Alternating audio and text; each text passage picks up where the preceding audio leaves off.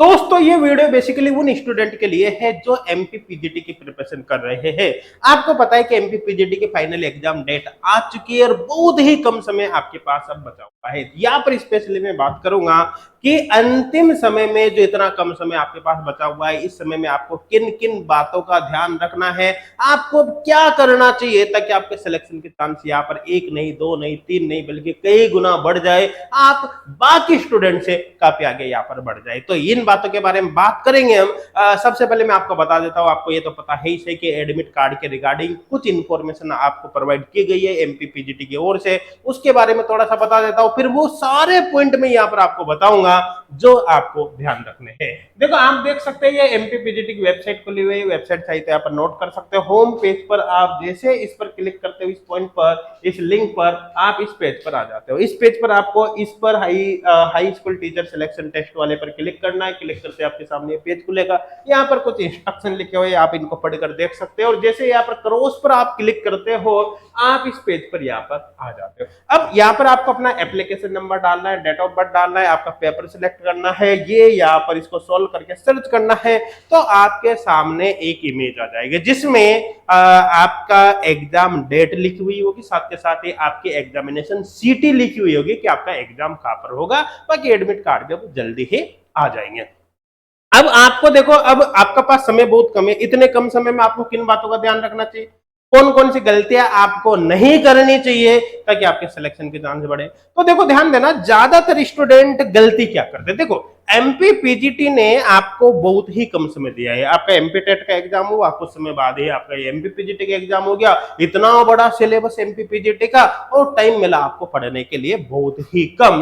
तो बहुत से स्टूडेंट ऐसे होंगे जो अपना सिलेबस अभी कवर नहीं कर पाए होंगे। कोई स्टूडेंट ऐसा होगा जो 60% सिलेबस कवर किए होंगे, कुछ स्टूडेंट ने 70%, किसी ने 80%, 85, 90%, 95। हो सकता है कुछ स्टूडेंट ऐसे भी हो जिन्होंने 100% सिलेबस कवर कर लिया और अभी रिविजन कर रहे हो। ठीक है, सब तरह के स्टूडेंट आपको यहाँ पर मिलेंगे, उसमें कोई दोहराई वाली बात भी नहीं। कुछ स्टूडेंट ऐसे होंगे 30-40% सिलेबस पर ही अटके होंगे, उनका तो देखो कुछ नहीं होने वाला है, उनका तो कुछ नहीं होने वाला। अब आपको करना क्या है, देखो आपने जितना भी सिलेबस पढ़ लिया हो, आपने चाहे 70% कंप्लीट किया हो, 80 किया हो, 90 किया हो, 95% किया हो, जितना आपने सिलेबस कंप्लीट कर लिया हो, अब अपनी प्रिपरेशन को आपको स्टॉप कर देना है। ध्यान देना, मैंने क्या बोला, अपने प्रिपरेशन को अब आपको रोक देना है। मतलब अपनी प्रिपरेशन को रोकने से मतलब मैं बता रहा हूं आपको पढ़ना नहीं छोड़ना, आपको एक्चुअली अब न्यू चैप्टर नहीं पढ़ना। जैसे मान लो आपने 90% सिलेबस कंप्लीट कर लिया, तो भाई जो बचे हुए चैप्टर है, एक या दो टॉपिक जो भी आपके बच गए हैं, आप उनको भी इग्नोर कर सकते हो।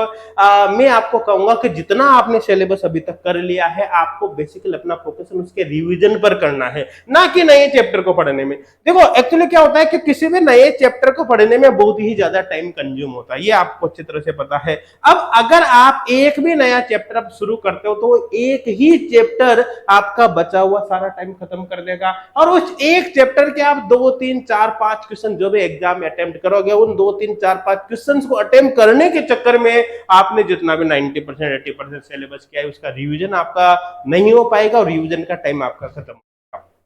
तो ऐसे केस में क्या होगा, 3-4 क्वेश्चन एक्स्ट्रा अटेम्प्ट करने के चक्कर में इधर 25-30 क्वेश्चन जो आप एक्स्ट्रा अटेम्प्ट कर सकते थे अच्छा रिवीजन करके, वो 3-4 क्वेश्चन के चक्कर में 25-30 क्वेश्चन का आपका लॉस हो जाएगा। और इतना ही नहीं, जो क्वेश्चन आप अटेम्प्ट करोगे उनमें नेगेटिव के चांस भी बढ़ जाएंगे। इसलिए अब आपको नया टॉपिक तो भूल के भी नहीं पढ़ना, 1, 2, 3 टॉपिक अगर बचते ही तो छोड़ो, उनको गोली मारो, कोई दिक्कत वाली बात नहीं है। जितने टॉपिक आपने अभी तक पढ़ लिए आपको बेसिकली उनके केवल रिवीजन पर फोकस करना है। और एक बात और खास, देखो रिवीजन पर तो फोकस करना है आपको, एक बात और खास आपको यहाँ पर ध्यान देनी है।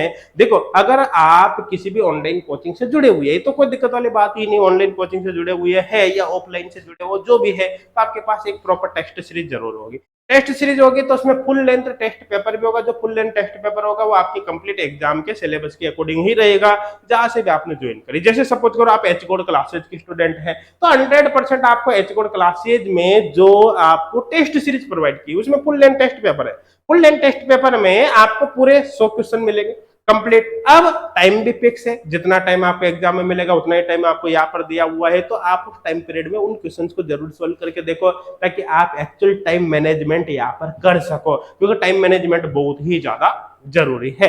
हाँ, ताकि आप अच्छी प्रिपरेशन यहाँ पर कर सको। एक बात जरूर आपको ध्यान रखना है, देखो अच्छा रिवीजन आपको करना है, रिवीजन करके आपको क्वेश्चन प्रैक्टिस पर टाइम मिले तो आपको कुछ करना, लेकिन रिवीजन आप अच्छे से अच्छा जरूर करना।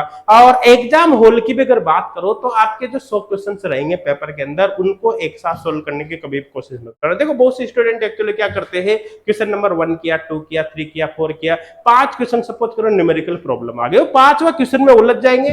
5 मिनट के एक ही क्वेश्चन में उन्होंने क्या किया, 5-10 मिनट खराब कर दिए।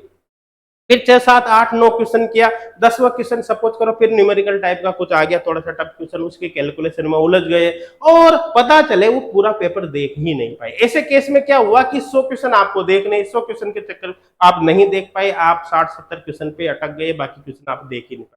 फिर बाद में जब आप क्वेश्चन पेपर को देखते हो तो आपको पता चलता है कि आपने आगे आगे के क्वेश्चन देखा, टाइम की कमी की वजह से पीछे वाले क्वेश्चन को आप अटेम्प्ट ही नहीं कर पाए, आप देख भी नहीं पाए, जबकि पीछे वाले क्वेश्चन तो बहुत इजी है। तो आपको कुल मिलाकर सिंगल राउंड में कभी भी पेपर को सॉल्व नहीं करना, हमेशा आपको ध्यान रखना है पेपर को 2 राउंड में आपको करना है। जैसे मान लो 3 घंटे का टाइम आपके पास है, जस्ट एक एग्जांपल ले रहा हूं मैं 3 घंटे का, है ना, मान लो आपके पास 3 घंटे का टाइम है, तो आपको टाइम को डिवाइड कर लेना है 2 घंटे प्लस 1 घंटे, मतलब पहले आपको पूरा पेपर 2 घंटे के अंदर देखना है। ठीक है, अब 2 घंटे के अंदर पहले पूरा पेपर कैसे देखोगे, जैसे फर्स्ट क्वेश्चन किया, सेकंड किया, थर्ड किया, फोर्थ किया, फिफ्थ क्वेश्चन ऐसा है जिसमें न्यूमेरिकल प्रॉब्लम है, आपको पता है उस क्वेश्चन को आप सॉल्व कर दोगे, लेकिन सॉल्व करने में थोड़ा टाइम लगेगा, तो उस समय उसको सॉल्व मत करो, केवल आपने मार्क कर दिया ताकि बाद में उसको देख सको। फिर आगे 6, 7, 8, 9, 10 क्वेश्चन पे चला जाओ। सपोज करो कि 11 नंबर का क्वेश्चन वापस टफ पड़ रहा है, आपको सॉल्व करने में टाइम लग रहा है, तो आप उसको केवल मार्क कर लो। फिर आप आगे बढ़ते बढ़ते बढ़ते चले गए, सपोज करो 25 नंबर का क्वेश्चन ऐसा आया जिसका आपका पता ही नहीं चला कि क्वेश्चन कहां से आए, तो उसको इग्नोर कर दो, छोड़ के आगे बढ़ जाओ। इस तरह से आपको 2 घंटे के अंदर ही बिना टाइम खत्म किए पूरा पेपर अटेम्प्ट करना। अब 2 घंटे के अंदर जितना भी पेपर अटेम्प्ट हुआ, उसके बाद जो नेक्स्ट राउंड होगा 1 घंटे का दूसरा, उसके अंदर आपको बचे हुए क्वेश्चन जो आपने मार्क किए तो उनको सोल्व करना है। ऐसे केस में क्या होगा, कोई भी इजी क्वेश्चन आप नहीं छोड़ोगे। अदरवाइज क्या होगा, अगर आपने एक भी इजी क्वेश्चन गलती से छोड़ दिया तो वो ऐसा क्वेश्चन होगा जो आपने तो छोड़ दिया, लेकिन आपके साथ ही बाकी सभी स्टूडेंट उसको अटेम्प्ट करोगे, और एक भी क्वेश्चन में अगर आप ऐसा करते हो तो उस कंडीशन में आप काफी पीछे रह जाते हो। तो ये थे मेन पॉइंट जिनका आपको ध्यान रखना है। क्वेश्चन प्रैक्टिस पर जरूर जोर देना है, आपको रिवीजन पर मेन फोकस करना है, नया टॉपिक हो तो बिल्कुल भी आपको नहीं पढ़ना है, ये मेरी यहाँ पर आपको सलाह है। फिर भी अगर आपको और भी कोई इंफॉर्मेशन चाहिए, किसी भी प्रकार की जानकारी चाहिए, तो इसी वीडियो के कमेंट सेक्शन में आपको हमारा व्हाट्सएप का लिंक मिलेगा, आपको उस व्हाट्सएप के लिंक पर क्लिक करना है, आप हमारे ऑफिशियल व्हाट्सएप पर पहुंच जाओगे। वहां पर आप अपनी मर्जी के अनुसार जो क्वेश्चन आपके दिमाग में हमसे जरूर पूछे, हम पूरी कोशिश करेंगे आपकी हेल्प करने की। Thank you.